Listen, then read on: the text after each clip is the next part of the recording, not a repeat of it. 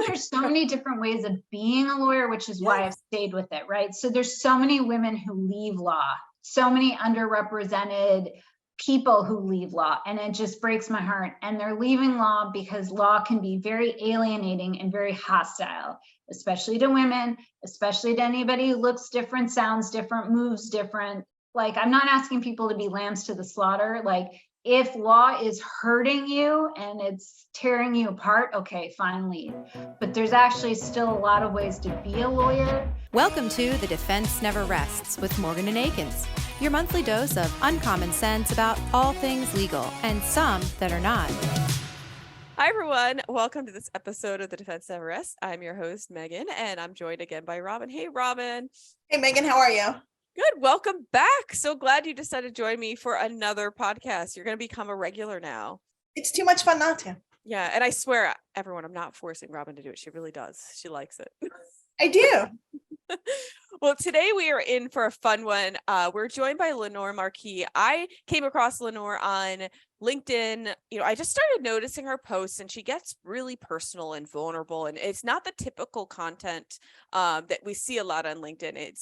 I don't want to say it's unprofessional, because it's not unprofessional, but she just shows a lot of who she is, and it's very raw and opening. So, I reached out to her and I was like, you seem like just someone I really want to talk to. And thankfully she wants to talk to us too.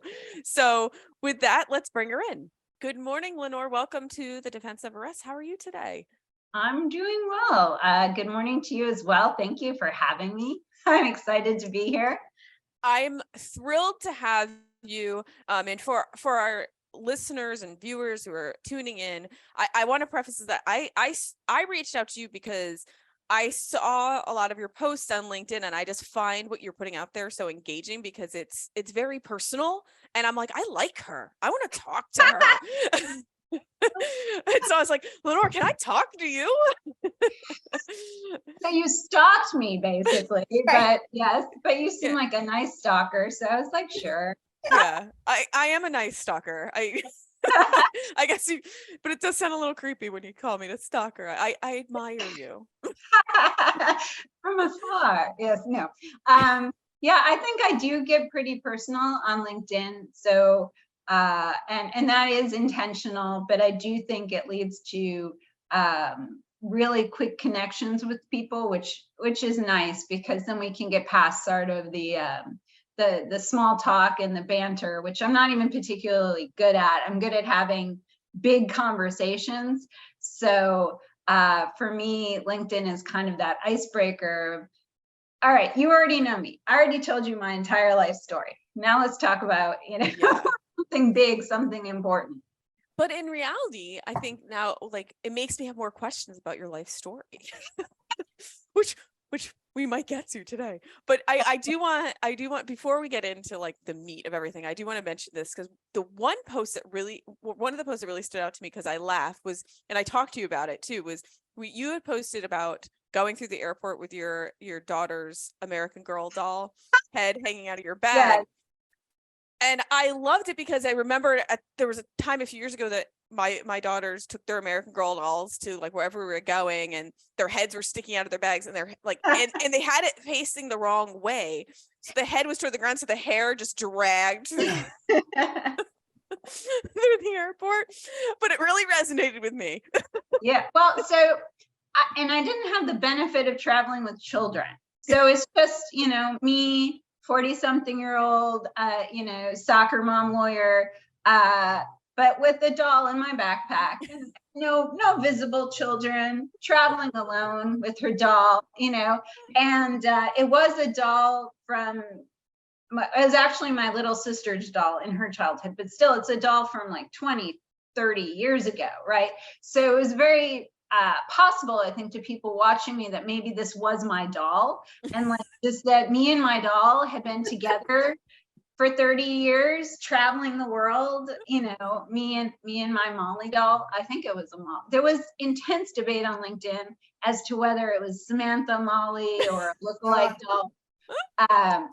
So that definitely went viral in a way I didn't expect, just in terms of analyzing which American Girl doll I had in my backpack. But I was coming back from helping my mom clean out her house and move. So there were all these things we were making, just very fast decisions about keep, throw away, move with my mom. What do we do with this? And one of the things I did was I decided to take one of my little sister's old dolls with me and give it to my daughter. So I put her in my backpack, but the backpack wouldn't close. And, I didn't want to put her feet out, so her little head was out. And it was just the exact right angle with like just her eyes peering over. And I was like, I look like the creepiest person ever, but this is what's happening. So. It may have been creepier though if the feet were hanging out, because people may have thought it was an actual like child. People did in the security line. This older gentleman, he you're getting all your stuff and you don't expect to interact with another human, and this old guy just like hits me on the side and is like, I thought there was a baby. I was like, it's not a baby. I wouldn't have put it through the x-ray machine. But yeah, it was hilarious. I had never had that much interaction with fellow airline passengers. And then so one of the airport workers took a picture of me. I was like, where is this going? I mean, are you supposed to do that? I mean, I'm sure they get a lot of interesting travelers, but they're probably not supposed to take pictures of us. Probably not. So I'm probably up on some weird, I don't know where it is. I put it on the internet, but I feel like it's also somewhere else on the internet that I don't know about, posted by this, airport. Yeah, like the Homeland Security database. Watch out for this woman. She has a doll in her bag. Well, so I couldn't zip you wanted to know all about this. I couldn't zip the bag because, their hair is so fragile. And so like you were saying, dragging them so I didn't want to like zip it and catch the hair. But so anyway. Yeah, I've lived it. Except my daughter didn't care about how fragile the hair was. She's like, we're gonna sweep the floor. We're gonna help Tampa Airport clean. So, but anyway, so I asked this of pretty much everyone who comes on. You are a lawyer by trade, but we all have different paths on how and why we ended up to go to law school. Like I was very accidental. Actually, it's a theme. Most people were pretty accidental. But what was your what was your path? Like, was it something that you wanted to do, or you just kind of fell into because you didn't know what else to do? Worse than all of that, my parents were a lawyer. So there's some movie line about lawyers breeding more lawyers, and that's basically what happened. So I was born in law school. I was a little worried I would die in law school, but that didn't happen. But I was born in law school. Both my parents met in law school. My mom never practiced, but my dad did. My dad was a criminal defense attorney. So I grew up in the world of law. I literally cannot remember a time when I didn't know what a client was, which I know that shouldn't be like your third word, but it kind of was. We always had clients over, interacting with clients. I mean, it's kind of criminal defense is a very bizarre practice. Mm-hmm. And why your whole family would get involved, I can't really, explain.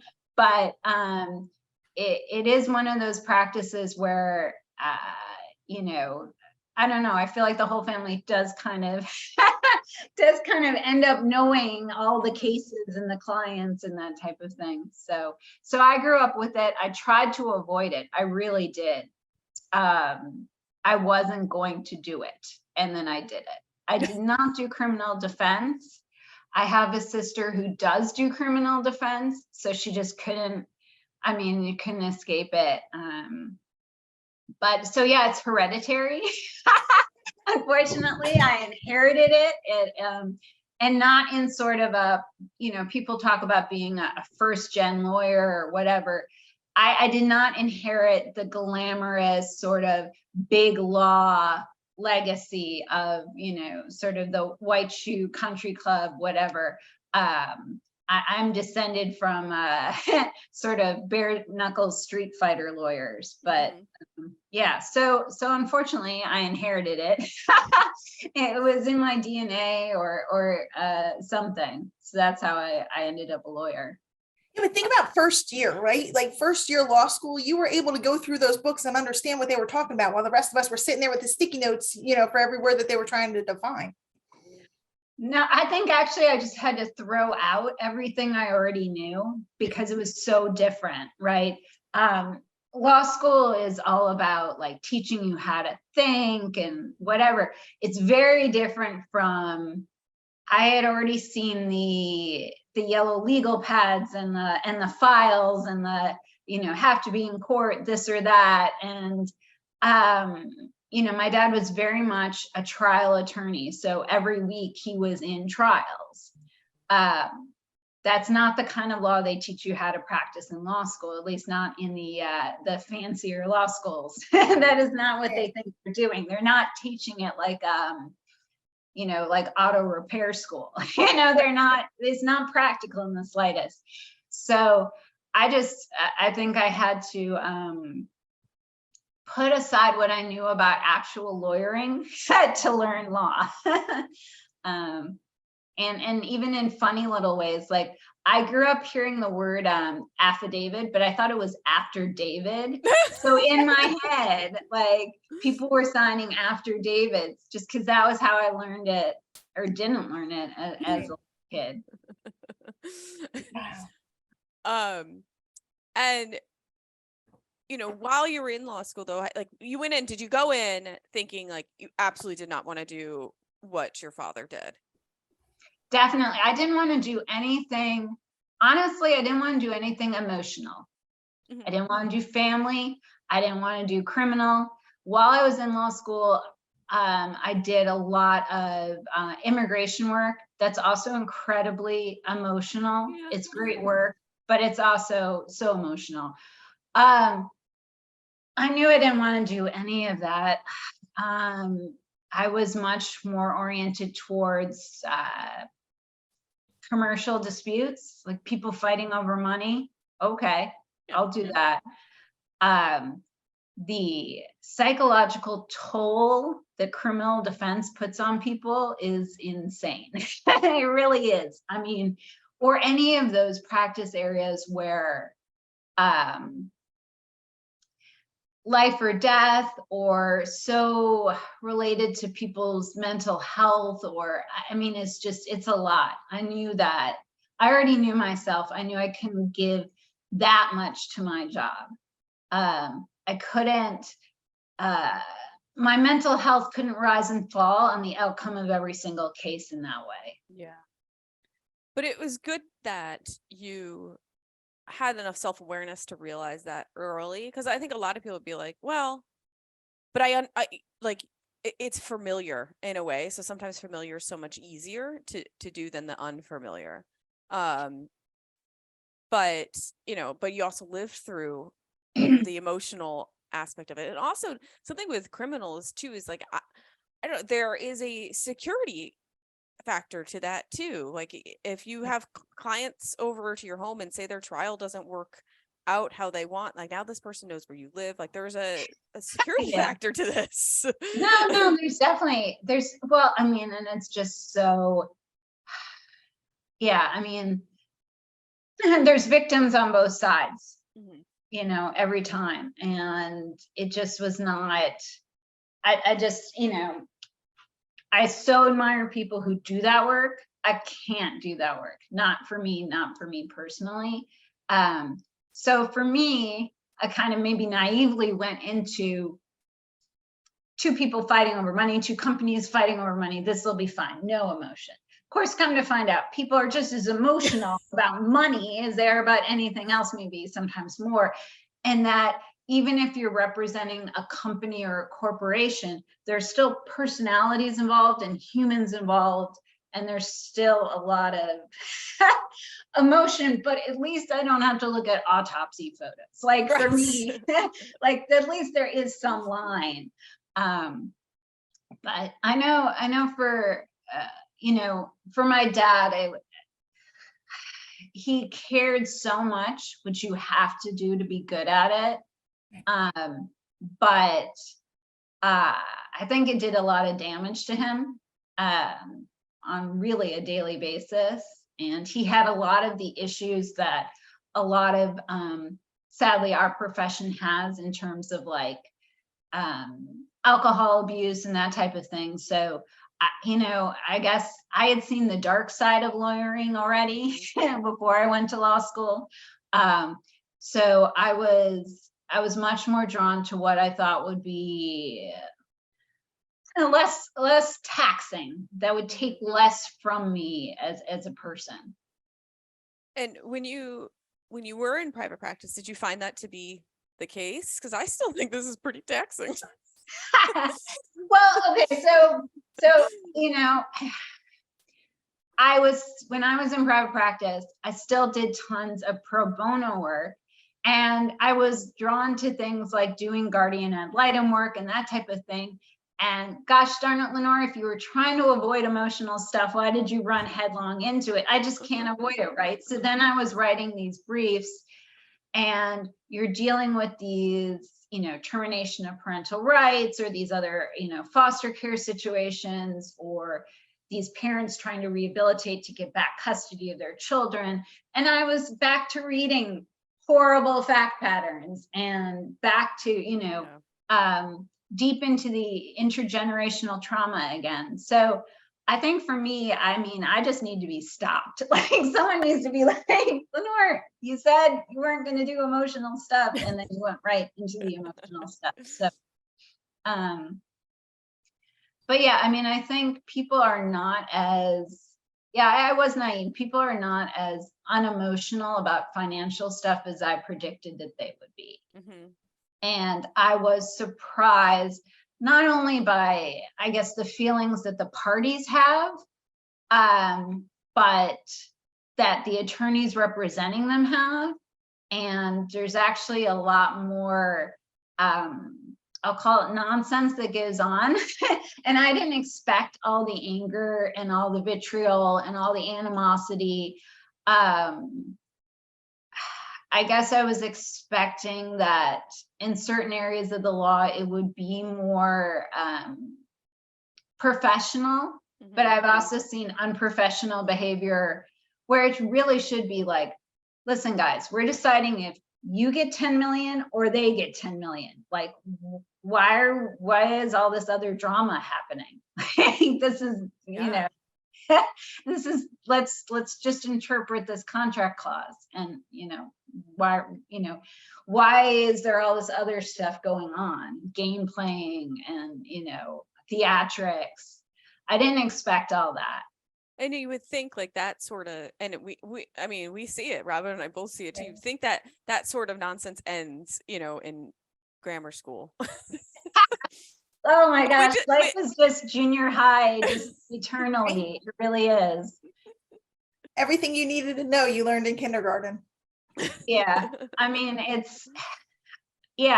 think, and no matter at what level you get to, you're like, oh, well, that's because you're in state court. Just wait for federal court where everything is or just wait until you're dealing with only the top tier law firms. Then it's going to be some classier style of practice or something, but you find it at all levels. And I really wish our profession were different, because I also think all the ugliness pushes people out, and it pushes out good people who are like, what on earth? Why are we taking this abuse?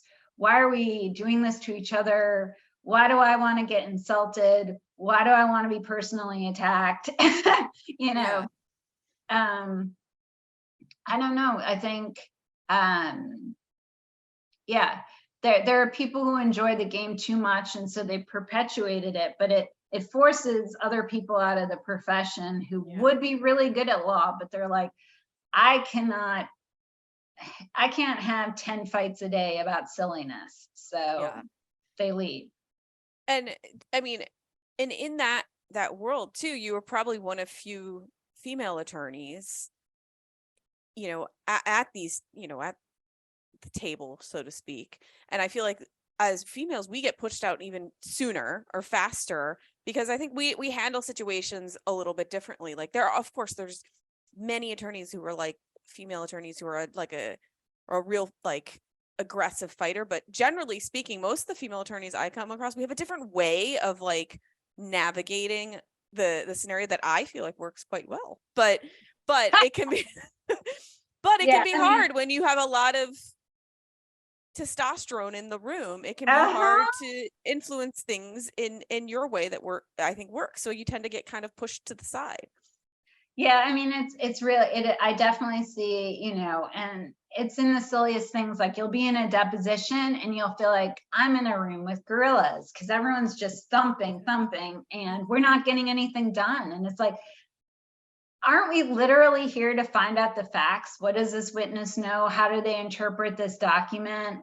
But no, it's all this like, if you don't right now, we're leaving, or we told you this amount of time and you've gone over and blah, blah, blah. I'm going to call the judge right now. I love that. I'm instructing him not to answer. There's so much like, I was like, wow, people, I don't have the energy to be this mad all day long about stupid things. I love the judge threat, because have you ever actually been in a deposition where the judge has actually gotten on the phone? Well, I just know so many judges who would be so angry at everybody, but particularly whoever plays the phone call. So, right. So it's a bit of an empty threat, but still there's all this like, you know,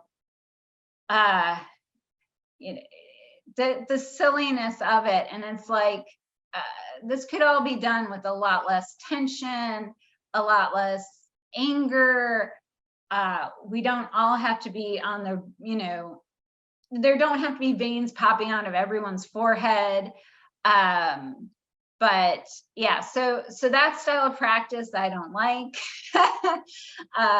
I do think that there are ways to get to solutions without it, and they often serve your clients better than all the well, we had to do this because they did that to us, and you know, all the crazy back and forth motion practice. Well, but they did this, so we had to file this, and then they filed this, so we had to oppose it, and then, you know, and bazillions of dollars later, you're no closer to being done resolving the main controversy, but at least you've had a lot of fights, and it's, you know, the lawyers have billed a lot. So, and I mean, and coming in-house gives a different perspective too, because I then have to turn around and explain that to other people. Like, why did we spend money on this? Right.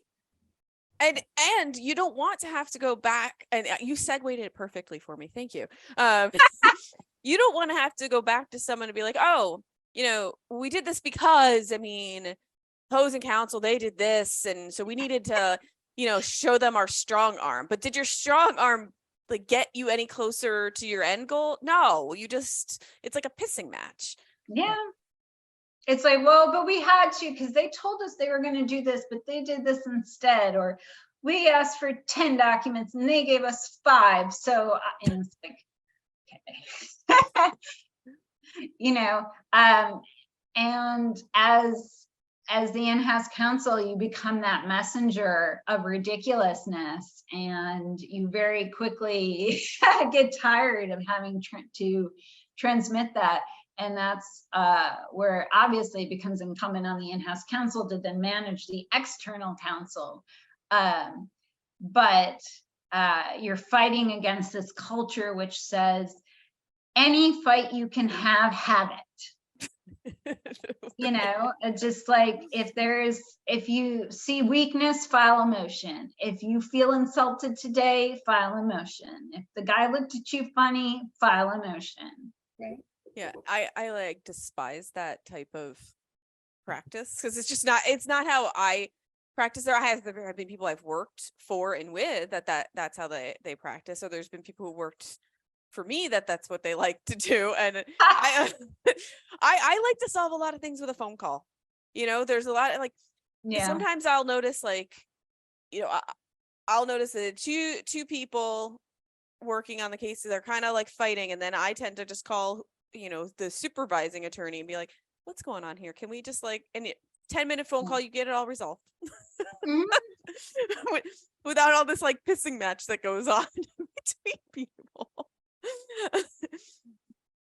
Yeah. So what, you were in private practice for a number of years. Was it like a large law firm or like a medium-sized firm, like big law? Is that what we're talking about? Yeah, I've done all of it. I started out at a law firm called Heller Ehrman that doesn't exist anymore, but was very old at the time. And in California and then in New York. And then skipping a little bit, but basically then I ended up at Steptoe in New York. So that I had the big law experience, the big law California experience, and then I guess Steptoe is more like the DC variety because we were the New York office. So I've done the big law thing, and then I moved down here to Raleigh, North Carolina, and then I did the small boutique law firm thing, and that's when I transitioned to in-house. And unfortunately, I have no advice on how to go in-house because I did not set out to do it. Everyone's always like, and how did you get it? It's like, I didn't resume drop. I didn't cold call. I just did a good job. And I happened to do a good job for one client who then offered me a role. So I have no advice other than do a good job for other clients. And then one of them might take you. I have no idea how to game it out because you should just be doing a good job for all your clients. I can be like, here's how you pick the one client that's going to scoop you up. I can't tell you how to do that, but yeah, so I think that's maybe where my path did become almost accidental in terms of, I never set out going, well, I want to be an in-house counsel and I want to be the client. But then, I got an offer I couldn't refuse and went in-house with a client. But I mean, I think that's a perfect way to get there, because you showed them, you just did what you knew to do, which was good work. And someone recognized it and was like, hey, we want her. Let's get her. And also I think they were like, it's probably cheaper if we just hire. That too.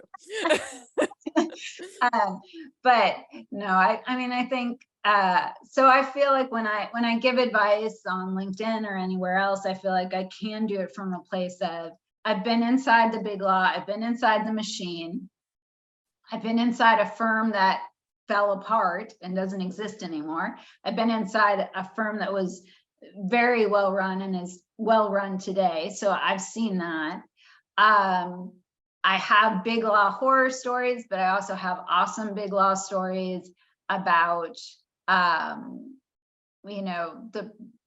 the partners I last worked for at Steptoe and how, I have really good stories from then. So I have the whole perspective. And then I can talk to what's it like to be in a little law firm in the Southeast. And then to go in-house. So, So one question I have though, because you went to NYU, well-known giant law school, very good reputation, and did, and I remember when I was in law school too, like all that was talked about in the job, whatever, career services department was big law, big law, big law. So did you find like that was really pushed on, the student body as basically you go into big law or you go to the DA's office? Like that was like the messaging, or a clerkship. That was kind of the messaging we got, like there, and maybe just because smaller firms don't really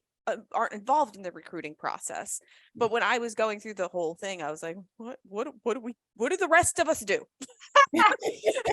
Yeah, NYU, I think there were kind of two big pathways, right? There was the big law, the big firms, the fancy firms, the New York City firms primarily. There were some of us who were interested in the California firms. So that was more my position at the time. And then the other was straight out public service. Either you're going to make serious money or you're going to make zero. Like that, those were the two. There wasn't, you're right, there was no path to like, oh, I just want to hang a shingle, or I want to be part of a small firm, or I want to know what, I want to go to a mid-sized firm, or I want to be in a, a regional firm, that type of thing. That's not, it didn't feel like an option. Either you wanted to, really go work in the community and give back and, live off of ramen, or you wanted to go to the super big fancy firm and, sell out or whatever you want to call it. And that was kind of the two paths. And I knew,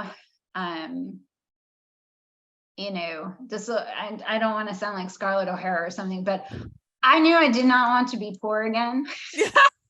So I was like, I'm not selling out because I never bought in. I never want, it's like having had that childhood of, oftentimes my dad was either a solo or he was with 2 or 3 other partners. That constant, every month, are we going to get paid? Is there money coming in?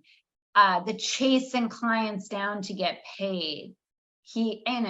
And the threats from people who didn't want to pay him and all of that. Or the people who are like, I don't have any money. Can I give you a turkey? Or can I just fix your car for, literally that kind of stuff that sounds like, like it sounds like something out of a movie or something, but it's I didn't want to have that scraping by existence. I couldn't do that. It was stressful as a child. I think in a way, I'm always trying to like deconstruct my dad, but I think in a way it was sort of exhilarating for him. That's sort of like, will we make it or not? Like, is this check gonna clear? This is kind of fun. For him, there was sort of this excitement of, I'm always standing on the edge, but not falling off the cliff. And I was like, I don't want to grow up like that. And I don't want to live like that. And I can't. So I was like, I'm going to get a job. And I had so much debt. I had so much undergrad debt, so much law school debt. I was like, I'm paying this stuff off. I'm not messing around. So, for me, there was really one path, and I don't feel like it necessarily came from like a place of greed. Maybe this is all just greed, but I was running from something in that I was like, I can't do that. I can't do that, trying to pull money out of people who have no money, and I can't do that existence of, can I pay rent this month? Can I buy food this month? Did your dad ever talk to you about that? Like question like, oh, why are you taking this path or that path? Like, did you ever have a conversation with him as to your, like, why you were choosing a different path than he had? No. So I kind of had to hide from him what I was up to. Because in addition to being a criminal defense attorney, my parents they're slightly too old to be hippies, but they're sort of that mindset. Like, I didn't want them, they didn't really know I was working for the man, but I was very definitely working for the man, right? Mm-hmm. Like, they're like, well, why, I'm not sure they're all the way to like anti-capitalist or something, but it was sort of like, why do big companies need lawyers? Why do they need anybody fighting for them, right? Like, fight for the little guy. We were very much the mentality or philosophy was much more, be the David, don't be the Goliath. And I was like, I've gotten to work for Goliath. Goliath pays better. Like, so Goliath pays really well. Yes, I have a lot of debt. So, I mean, I think, we didn't really examine each other's choices. And some of it was because, I kind of did hide some of the stuff I was doing for them, from them. But I mean, my dad absolutely loved being a lawyer. Loved it. One of those people who had a calling and that calling was a profession. And he absolutely, I remember even as a kid asking, you get those little worksheets in school. And it's like, I have to ask you, if you couldn't have the current job you have now, what would you be? And, most people can think of something, or at least a dream job. And my dad was like, I'd be a lawyer. I'm like, but dad, do you understand the premise of this question? Like, but if you weren't a lawyer, I'd be a lawyer. Oh, okay. But dad, like, you're supposed to have, but his dream, his dream was not Major League Baseball player. His dream was not, movie star or something. His dream was doing what he did. So, and there are a lot of lawyers like that, and they're incredibly lucky people that, being a lawyer is, it's all they ever wanted. and it makes them happy, and that's where they get all their fulfillment from. And I do think that happens more often with lawyers who pick a more emotional practice area, because it's fulfilling on all the levels. So, would I say necessarily like, well, if I couldn't be a commercial litigator, I'd just be a commercial litigator? No, like I could think of something else to be, right? But I chose that because I needed to have the emotional distance from my job. But when you decide to have emotional distance from your job, you're also not committing to a calling. So that's kind of the balance there. Yeah, I think it would be odd though too if you were to sit here and be like, I've all my whole life I just wanted to be a commercial litigator. Like, but there are people like that. I think they're lying. No, I'm seriously honest. That is what they love and what they love doing. And you will see them in the office every day of the week. They're there nights, weekends, but they love it. And you're like, don't you want to go home to your family? No, I want to do this. Like, but don't you want to have some hobbies? No, I want to do this. Like, they absolutely love it.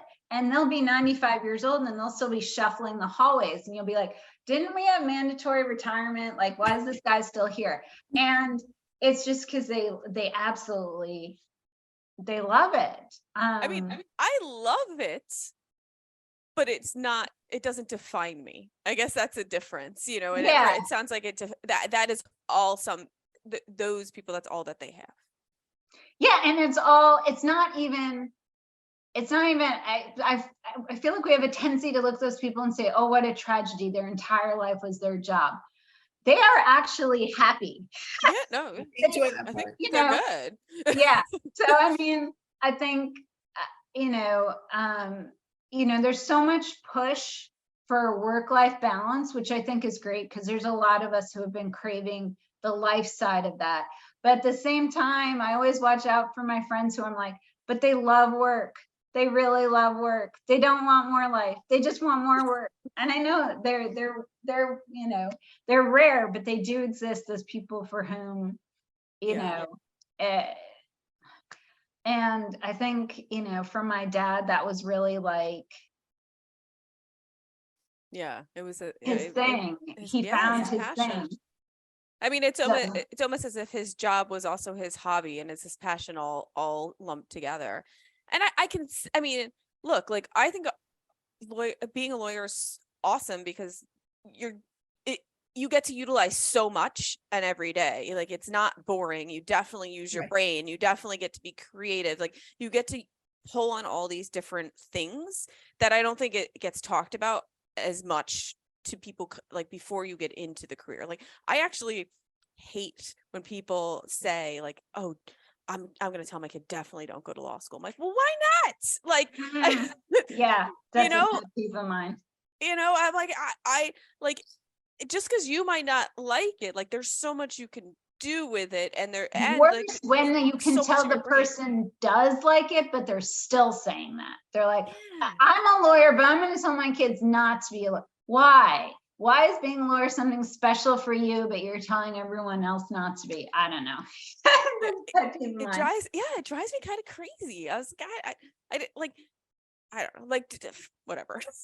But I think there's so many different ways of being a lawyer, which is why I've stayed with it, right? So there's so many women who leave law, so many underrepresented people who leave law, and it just breaks my heart. And they're leaving law because law can be very alienating and very hostile, especially to women, especially to anybody who looks different, sounds different, moves different, thinks different.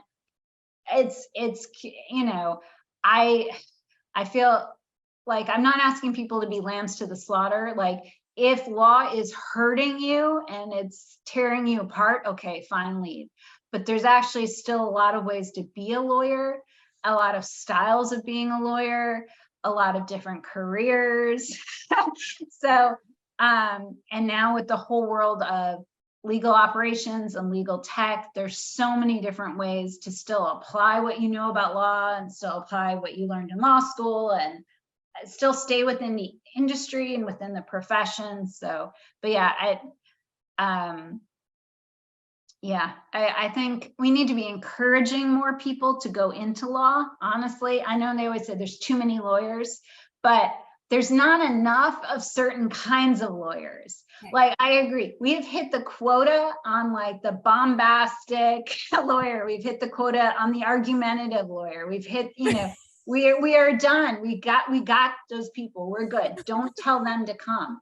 But we're missing out on the empathetic lawyer, the creative lawyer, these other types of lawyers. We have not, you know, we do not have enough of those lawyers. We have a lot of the wrong kind and not enough of these other kinds of lawyers to balance out the profession. So I'm always telling people, go to law school, be a lawyer.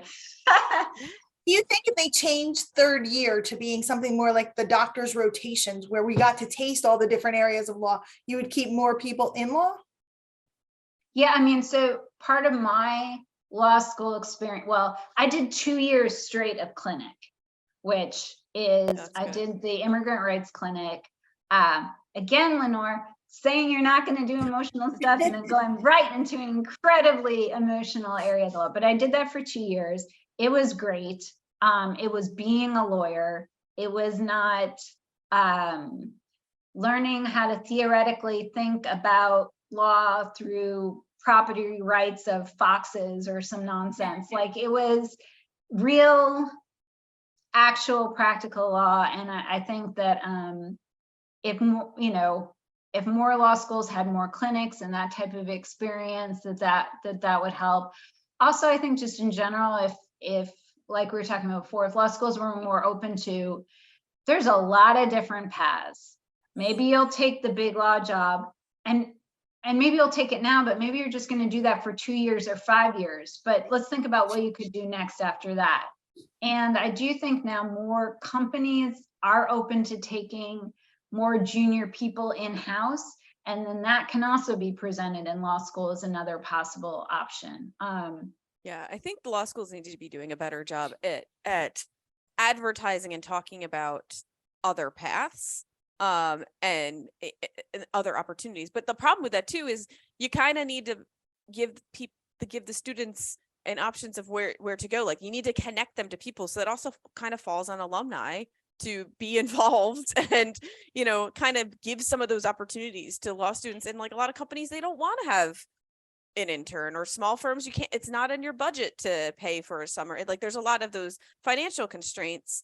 But even just to have open discussions and meetings or you know, forums about other options, because again, I had no clue about other options. I really didn't know. I mean, I knew there were them. I just didn't know what they really were, or how to get there. Yeah, I mean, I think, you know, and it makes sense too in the in-house angle, because you graduate law school, you've never reviewed a contract. You don't know how to read a contract. You don't know how to redline a contract. You're useless. But I think more and more law schools are introducing sort of applied law. Like, okay, let's look at it. I mean, we never saw a contract in contracts class. At least I didn't. We had cases that we read, but we never even looked at the contract being discussed in the case. Like, there's just no contracts. So I think that's a good change. And then also too, I'd still want to encourage people to go into litigation. even if you don't like to argue, which I think is, I mean, even if you're not a combative person, even if you're not pugilistic, even if you, like, heaven forbid, even if you don't have a hot temper, I would like you to go into litigation. Like, it doesn't have to be all the hotheads, and it doesn't have to be like that. I think litigation can be a very useful tool for solving problems, but we need more people in litigation who are problem solvers, not just people who like to fight with each other. And I think sometimes those are the people we encourage to go to law school. Oh, you're very sassy, you talk back a lot, you should go to law school. Oh, you're always fighting, you have an answer for everything, you should go to law school. Again, I think we've hit our quota of know-it-all lawyers. We've hit our quota of, people who want to just skirmish constantly. So I think we need to also encourage people to go into litigation, even if they find it distasteful. Well, and with that though, I mean, I think what is a misconception is to be a good litigator, it's not necessarily the fight, but it's also listening to your client and what their needs are and the solution they're looking for and figuring out how to get there. You don't need to fight with anyone about it. You need to actually work with people. Like, maybe we should be looking for the kids who are very good at collaborating and listening. Like, these group are projects. Like, these things work. I mean, like, how, I mean, yeah, sure. Like, there are lawyer go on trial, just one lawyer against another lawyer go to trial, but that's probably a smaller trial. Think about it. A large, complex trial is a whole team of people that you need to work together. Sure, you might need a leader to run that team, but you need to collaborate and work together as a team. It's not just a one-man show or one-woman show. Yeah, no, I mean, and I think too many cases get very bogged down in discovery, and you end up in these ridiculous fights of, but I gave you 20 search terms and you only searched 15. So $1 bazillion later, where are we? And okay, how many more emails did that really yield? Like, I feel like there's, I don't know, we've somehow turned litigation just into never-ending discovery. I know. That's true. Yeah, and again, you have to ask, what is the end game? Like, what is the point of getting all? Is it going to get us somewhere, or are we just trying to just keep churning and trying to find that smoking gun that you're never going to find? Right.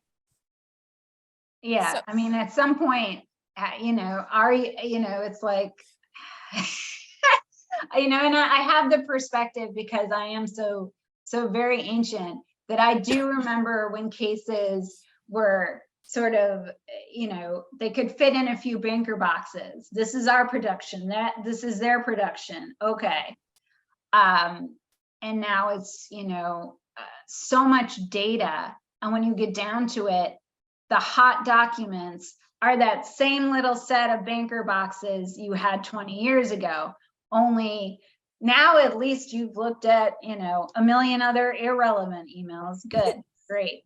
That did us all a world of good, right? So I'm kind of cynical. I love discovery. I love litigation. Kind of cynical about some of the directions it's taken in terms of just being a way to waste time and bill money. Yeah, and I think in some way too, it's used a little bit of gamemanship. Probably you might see it more with big companies trying to find out more information about maybe competitors or other companies, and utilize that information. Trial secrets. Yeah, which is just not the point. I mean, no. Not really. But So I mean, I think, I don't know. You have so many people who call themselves litigators and they have never been to trial. what they have done is taken or attended hundreds, if not thousands, of depositions. And they've done the document review and that type of thing. And that's all valuable work, but in the end, you know, when you see that in the end, so many cases simply settle, and the settlement comes out of exactly what you were saying earlier, a conversation, a discussion between finally the two right people get in a room in the right mindset, and they just work it out. Yeah. Yes. So one thing I wanted to make sure we touched on though today is you and I talked about that. I think it was over the summer that you suffered a stroke. Yes. But you're very passionate about, like, you know, spreading information about it and like advocating about your experience.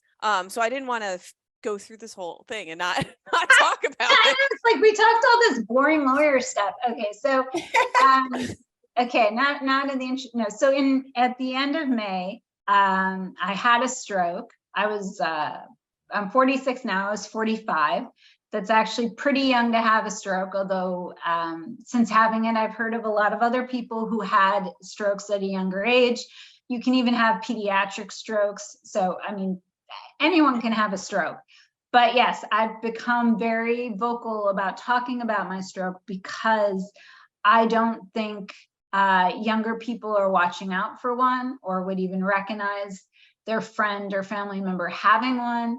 I also think a lot of women don't think about themselves as having strokes.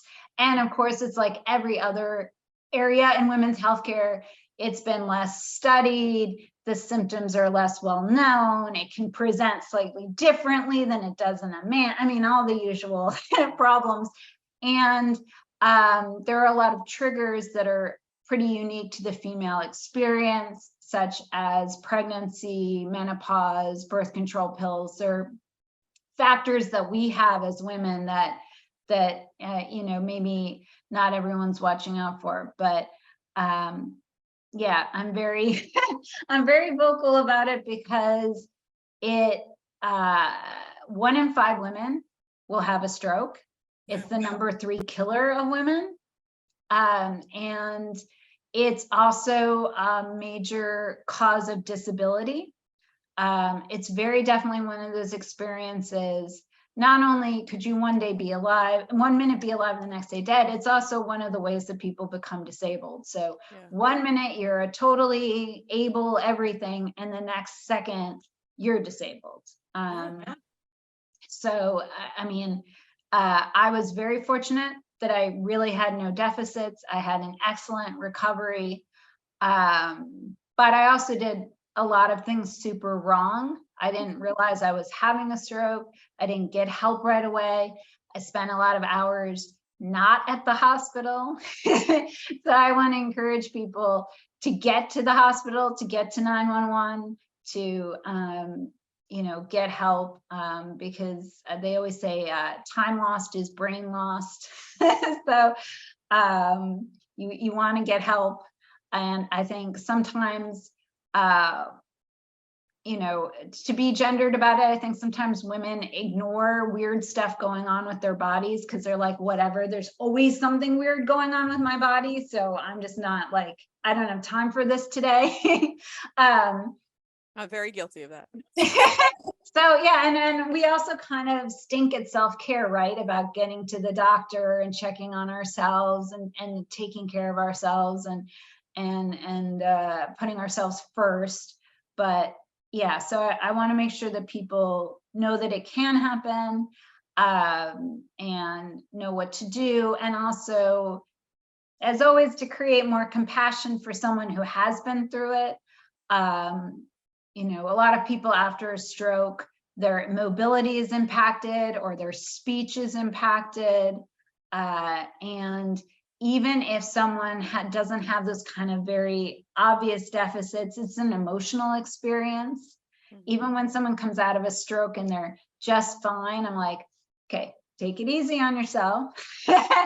You've just had a, you know, an experience. You could have died. You could have had severe brain injury. Let's just, stop and reflect. Yeah, I mean, that's kind of my my mission now post stroke. So what were some of the symptoms you were experiencing that you didn't at the time, like at the time you may not have put together that some major medical emergency was occurring? So right during the stroke, it should have been kind of obvious. So when it started, I couldn't move my entire right side. So I just coped. I just dragged my right side. That's not normal. And I had the face drooping and all of that, but some of the big obvious symptoms. But leading up to it, I was having different tingling or numbness in parts of my body, just ignoring it, whatever. I was having little moments of slight confusion, sort of in the vein of like, is that a memory, or is that a dream I had, or is that something that's happening right now? Little moments of like, kind of connected to that high emotion of like, oh, I feel confused. All right, ignoring that. I'm someone who gets migraines and migraines with aura. So I already have weird stuff happening with me. Unfortunately, that's put me in the habit of ignoring weird stuff. Oh, I can't feel my hand, whatever. Like, this things that should bother me didn't bother me, right? Leading up to my stroke. And then when I had my stroke, I woke up, I was like, well, I feel weird. And then I went back to bed. And then I woke up again. And like I said, the whole right side was down. And I was like, well, this is weird. I'm going to make some coffee and have some cereal. So that's what I did. I mean, I was like, I'll just use my left side. I mean, it's just, that is such a typical female response though. Like, because you're probably like, I got shit to do. Like, yeah, like I don't have time for this. We're just going to use this other hand and we're just going to plow along. Whatever. So I am grateful that I have had a good recovery. Anytime I talk about stroke, someone tells me about a friend or a family member or a neighbor or somebody they know who had a stroke at 40, 30, 20, and now, can't do basic major life activities, cannot necessarily hold a job, are not the person they used to be. Maybe even their personality has changed, or the way they relate to their family or their spouse or partner has changed. So I'm very grateful that I haven't had those kind of ramifications from it. But it's tough to talk about it as a lawyer, right? Because what is my moneymaker? Not this, but up here, my brain. So I'm telling people I had a brain injury. I'm brain injured. Luckily, I had an incredibly huge brain, so I could just burn off parts of it. I'm totally fine. But I mean, it is kind of vulnerable to tell people that, especially as a lawyer, that like, oh yeah, so the organ that matters most, I did a thing to and got it a little damaged, but it'll be all right. I also think, as a lawyer, it's scary to think I could have lost my ability to speak. I speak all day long. Like at the end of every day, I, sound like I've been at a rock concert. I do so much talking, and to lose that ability, or, we've seen so many people lately who have had strokes, and everyone is so critical of how they talk. And everyone assumes that connects directly to what's happening mentally and intellectually. So, that's frightening too, to be like, yeah, I could not be able to talk right now, or I could be talking in such a way that you would think I was intellectually challenged, which that's also incompatible with being a lawyer. But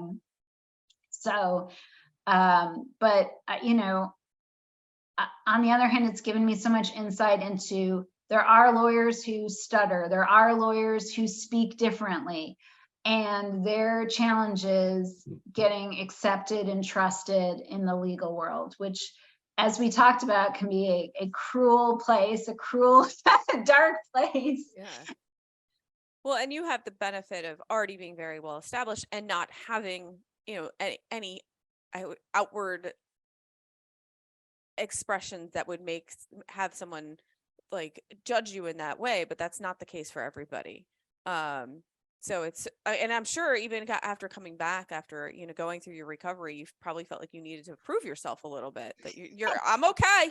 Yeah. It's all No, okay. definitely. Gosh. And when people hear you've had a stroke and then they see you or talk to you for the first time, you can tell they are scared for the first 30 seconds. They don't know what you're going to do. They don't know how you're going to look, how you're going to move, how you're going to talk. Is she still her? And then a few minutes in, most people will confess, they're like, I'm so glad you're still you. You're laughing, you're happy, you seem like yourself. I never would have known if you didn't tell me. Wouldn't have known you had a stroke. And they're just relieved. And even that is a weird experience, right? To have someone be relieved that you're not disabled.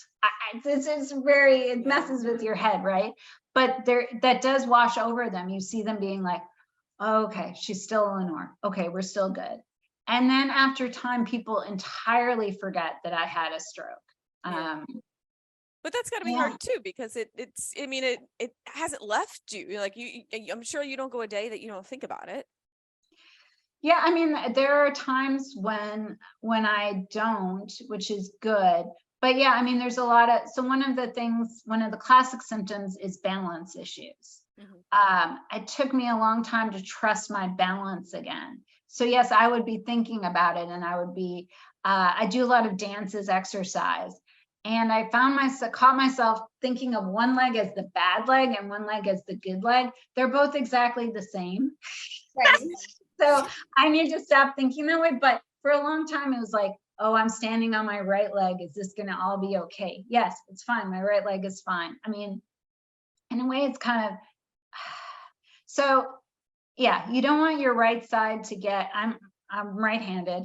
You don't want to lose your right side of your body. The stroke was also in the verbal part of my brain. As a lawyer, you don't want to lose that either. But on the other hand, I'm kind of like, all right, fine. It hit me where I'm strongest. Took out some verbal. I had tons of verbal. Took out some of the right side. I'm good on the right side already. But, and maybe that helped with my recovery.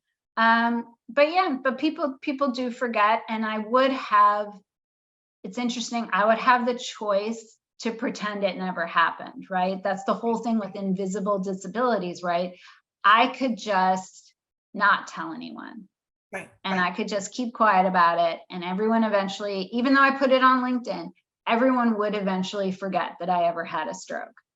And so I could pretend I didn't. Mm-hmm. But that doesn't feel very authentic. It doesn't feel very honest.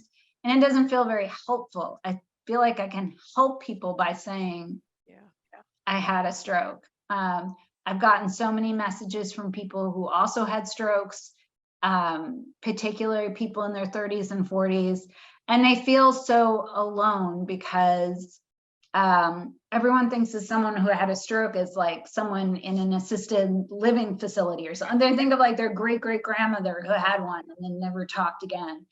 And if you Google things about stroke, it seems very bleak. So I like to be able to say, okay, you're going to be okay. Regardless, maybe you didn't have the exact same recovery I did, but I'm doing this too, and I'm okay, and you're going to be okay, and we can do this. Because otherwise, if you're just playing on the internet, most of the research about stroke and post-stroke recovery deals with people who are in their 70s, 80s, 90s. That is not who you should be comparing yourself to if you're 45 years old and you want to understand what recovery could look like. Well, I'm so glad you're using it to advocate and talk about it and make it a more comfortable situation for other people to talk about who feel alone and can feel a little less alone. So if you don't pat yourself on the back, you should. Right. That way now. Yeah, no, I mean, I think, you know, I do feel some responsibility, you know. I'm not super heavily spiritual, but it kind of feels like, you know, when I'm looking for the point of it, like, what was the point of me having a stroke? um, you know, not everything needs to have a point, but maybe this is the point that I can then Yeah, talk about talk it. about it. We're, you know, research suggests that we're going to see more and more strokes in younger people. Some of that has to do with health choices, lifestyle choices, all the lovely sedentary, you know, working from home, you know, so more and more people are going to have the risk factors health-wise that lead to stroke. So, you know, starting the conversation now. And now that I've told you about it, you are going to start hearing more about it, or you're going to realize, wait, I already know someone like that. I already know, you know, someone who had a stroke at an early age. But also I'll be more attuned to, you know, any symptoms, you know, that like maybe that I would have just ignored or passed off, kind of like how you did, being like, maybe I should be paying more attention to this. Yeah, no, definitely. I mean, I think because women go through so much, particularly with our periods and everything else, we get so used to our bodies being weird and funky and doing, you know, conspiring against us at the wrong times. And we, you know, and especially people who have migraines or anything like that, we get used to pain. We get used to not feeling right, but keep on going. And I think it's hard to just turn yourself inward and say, but wait a minute, that's really weird. Like, yeah. I should be able to feel all my fingers. Maybe this is because, you know, one of the other things too is that I found out that I actually had, and I'd had my whole life, a little hole in my heart, and that's how the clot traveled. Oh, wow. Wow. Yeah. So I had no idea. And that was just sort of silently waiting for some clot. So, you know, I mean, I think we feel like we know our bodies, but we don't know our bodies. So, you know, I thought of myself as an incredibly healthy person, and I'm a vegetarian, and I don't drink, and I don't smoke, and I'm practically perfect. But as it turns out, you know, I was totally defective. I had this hole, and, you know. But you're not totally defective. You have Well, we all have defects. Yeah. Well, we are pretty much out of time, but I didn't want to no, I think we need to do like a part 2. I told you when I was on the phone with you, I'm like, I have so much to talk to you about. Because I just find you fascinating and engaging. But before we sign off, you know, knowing everything that you know now, which I think you know way more than the average person about life, what advice would you give like your younger self with the knowledge that you know about yourself and the business and being a lawyer and everything? What advice would you give yourself? Oh, that's a tough one. Other than like drink more water, wear more sunscreen, all the usual. Yeah, I mean, I think understanding how many people are actually faking it and how much confidence that other people have. There's a lot of people who seem like they know everything are making it up, and it doesn't bother them. Whereas I think for a lot of us, we're like, well, if I were making things up, that would bother me. Yeah. But no, I mean, I think not that you should fake it till you make it, but just have more confidence that you are just as good as everybody else, and that they aren't bothered by not knowing things. They still do them. Yeah. I think that's really, really good. I always try to tell like my kids that sort of stuff. Like, just because Jane seems like Jane knows everything doesn't mean it. Just if they think they have it all under control. I mean, I tell myself that all the time too. You can't help it. No, you can't. Well, and then it's good to learn that now, because then someday when you're in the work world and you're like, why has Jane gotten promoted for the third time? She doesn't know any more than I do. Well, she goes around saying she knows all of it. Yeah, and acts like it. Like she knows all of it. Yeah, I mean, I think for those of us that are kind of waiting for meritocracy to just fall on our heads, we have to be more proactive. Yeah. I think, for those of us who are kind of like the very good elementary school students who are like, well, I got all A's, so I'll get all the awards at the end of the year. And then you hit the real world and it's like, oh, it's not like that at all.